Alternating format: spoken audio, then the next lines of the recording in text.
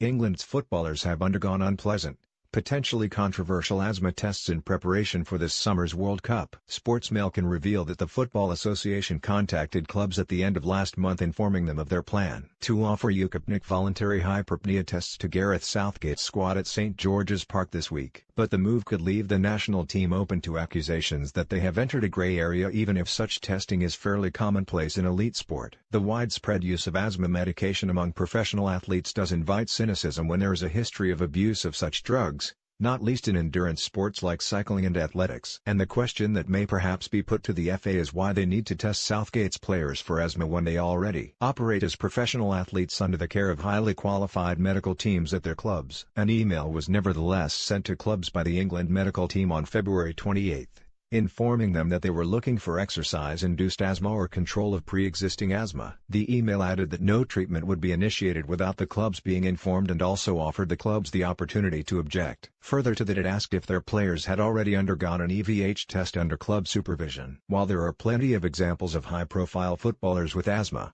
Paul Scholes being one, it remains a sensitive area in sport despite the fact that some of the drugs do not require a medical exemption under the WADA code. Chris Froome is currently fighting to avoid a doping ban after exceeding the permitted level of salbutamol at the Vuelta a España last year, while Sir Bradley Wiggins has come under fire for obtaining medical exemptions to use triamcinolone ahead of the 2012 Tour de France and two other major races. The EVH test endured by England players this week lasts for 6 minutes and involves the athlete breathing a cold, dry gas at very high ventilation rates. It is extremely strenuous, with one England player said to have gone close to vomiting ahead of the friendlies with Holland on Friday night and Italy next week. And it is also expensive.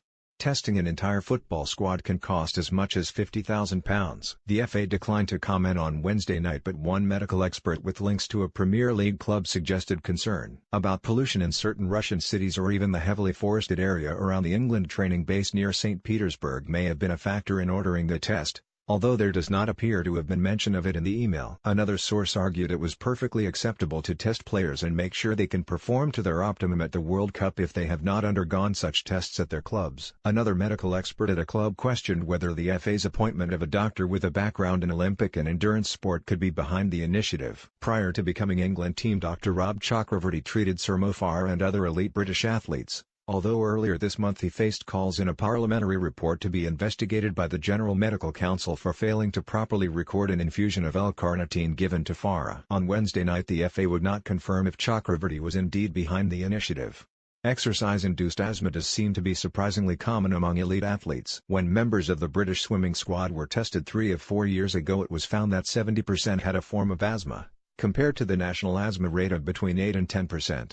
But speaking to The Guardian in 2014, leading respiratory expert Dr. John Dickinson accepted it was a grey zone that remains a source of debate. It depends which respiratory consultant you talk to on whether you put these athletes on a spectrum of asthma, or whether you think that's purely down to them exercising really hard in a certain environment. And if you take them out of that environment, they're fine, said Dickinson, who works with a number of elite athletes from his base at the University of Kent. It's a grey zone.